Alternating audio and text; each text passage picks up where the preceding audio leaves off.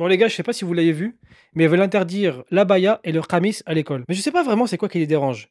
Est-ce que c'est le vêtement, les gens qui portent ce vêtement, ou les deux? Moi je pense que c'est un message pour les musulmans de France. Un message qui veut dire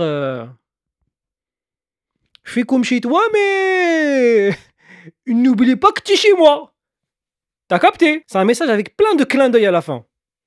Si tu comprends pas, t'es vraiment bête. Ils veulent interdire le khamis et l'abaya pour défendre les lois de la République.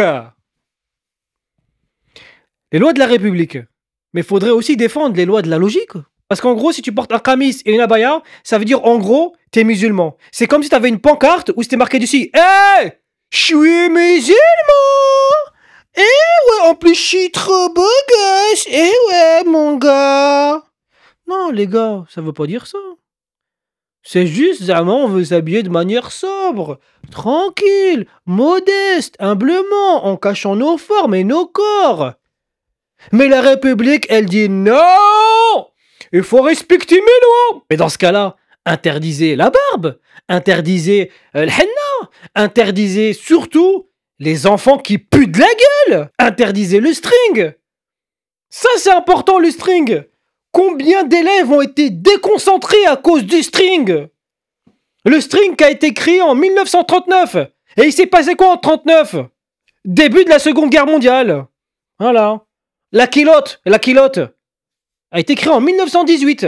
Fin de la Première Guerre mondiale. Le problème, c'est pas le khamis ni l'abaya, c'est le putain de string. Ben oui. Oui, messieurs. Mais il est malade. À deux doigts de m'énerver. Mais là, en vrai de vrai, en interdisant le khamis et l'abaya, ils sont en train de créer un business parallèle. Hein. Tu as deux doigts de faire un go fast là au Maroc. Hein. Ah, walhaj. Mets-moi 2 tonnes de khamis, 2 tonnes de l'abaya. Tu m'enroules tout ça dans une valise marocaine et j'embarque la sel'a. Bah bien sûr, ça va devenir un vêtement illicite. Les vendeurs du shit au lycée n'ont qu'à bien se tenir. Ça va devenir un vrai business. Hey Roya, viens.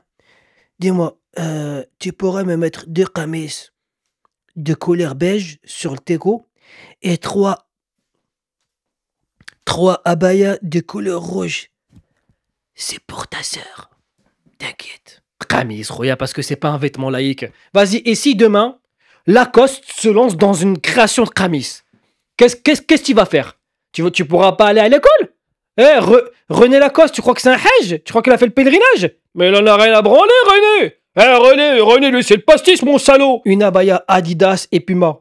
Non, mais en vrai, quand on réfléchit bien, ça veut dire quoi? Ça veut dire que tous les jeunes qui portent des jogging Adidas et Puma, c'est des nazis?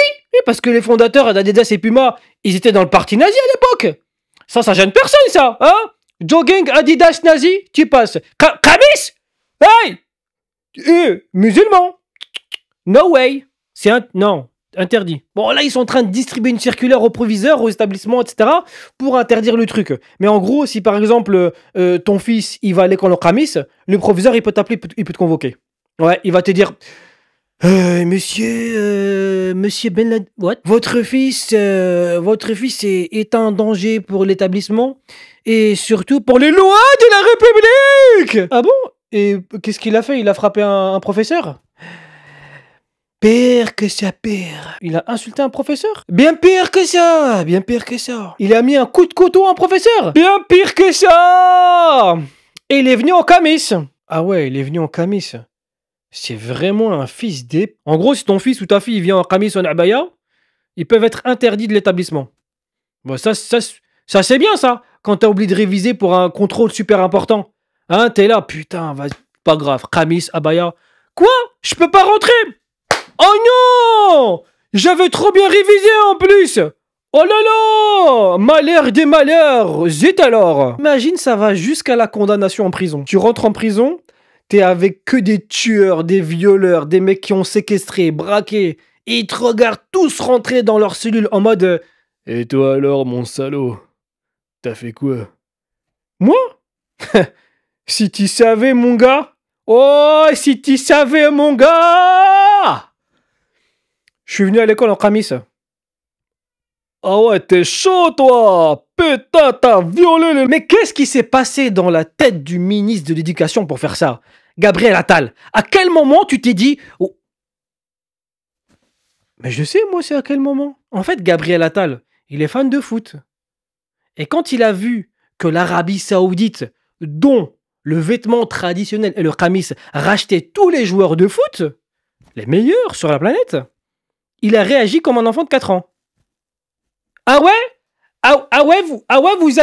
Vous achetez tous les joueurs de la planète? Ah ouais? Nous, eh, on va arrêter de s'habiller comme vous! Parce que vous êtes des méchants! Musulmans, va! Je pense que ça a dû se passer comme ça. Hein. Je vois pas d'autre explication. Par contre, je me posais une question. Si on place un musulman dans un hôpital psychiatrique, est-ce qu'on lui met une camisole de force? Bon allez, abonne-toi, laisse un like.